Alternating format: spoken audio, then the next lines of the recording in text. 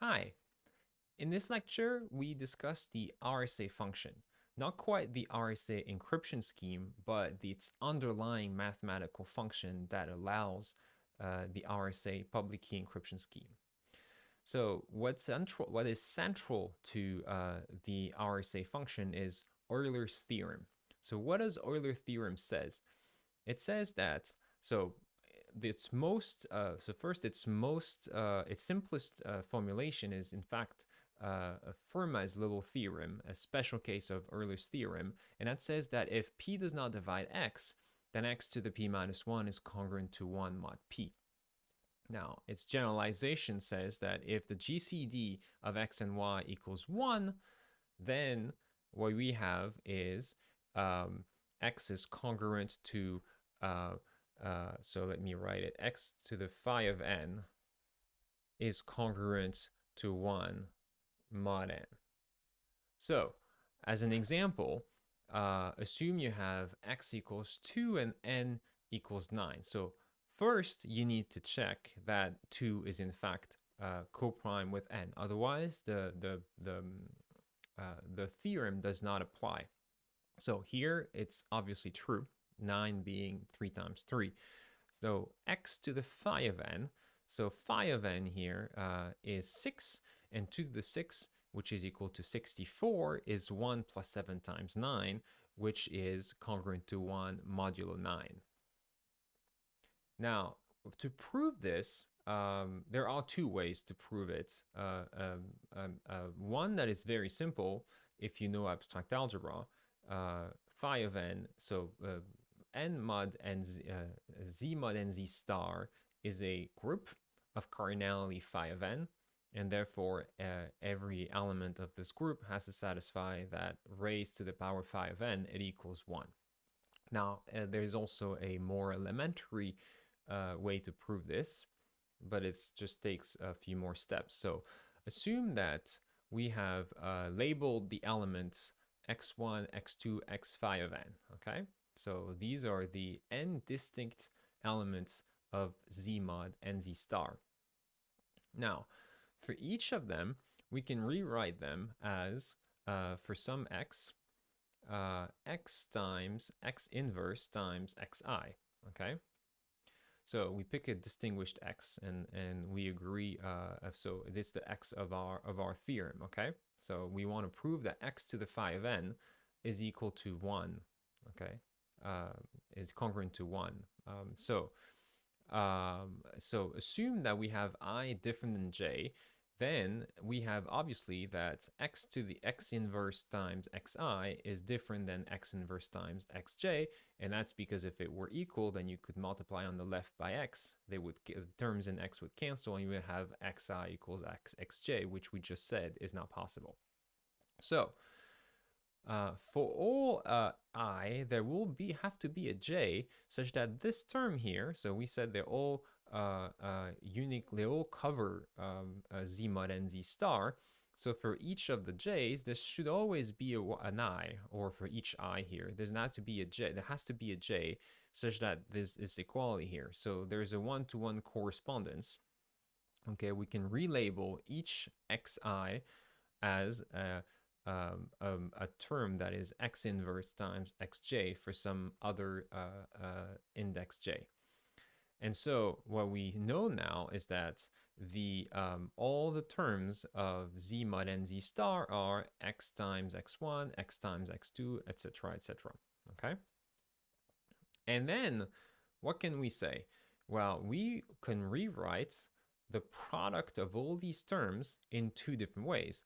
We can use these notations here, okay, to take the product of all the terms in z mod and z star, or we can take all this the product of all these terms here. That has to be the same, okay?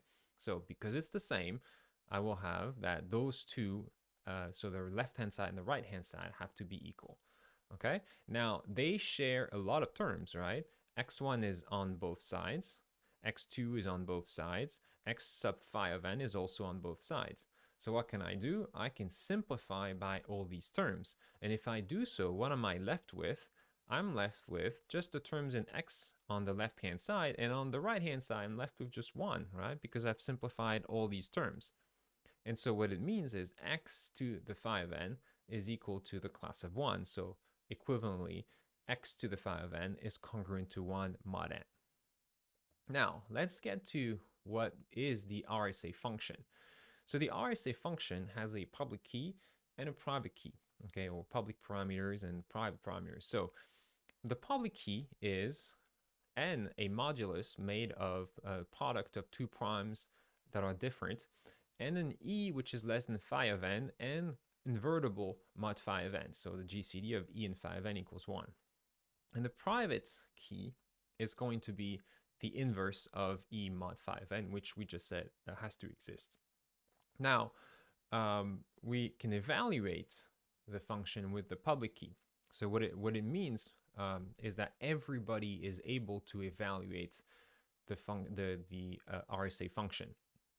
Okay, and by definition, it is simply the input raised to the power e mod n. So you see that with the public key, this evaluation is possible. And now, what is the private key? The private key. So what is the inverse? It uses the private key, and that's you take a y and you raise it to the power d mod n. Okay, and so you see that it requires the private key, or secret key, sk for secret key. Okay, so the goal here is to create a situation where evaluation in one direction is possible for everybody, but evaluation backwards to invert the function is only possible for people with the secret parameters. Sometimes we call that a trapdoor.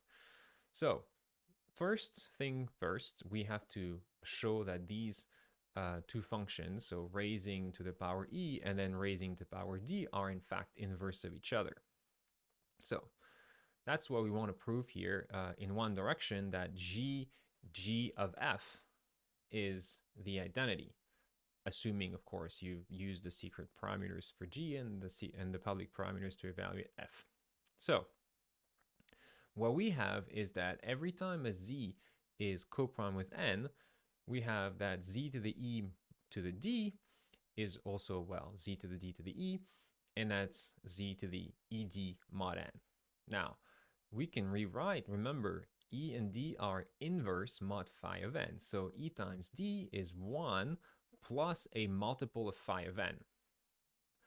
And then we can separate this product here, okay? So we have z on one side, and then z to the phi of n raised to the power k.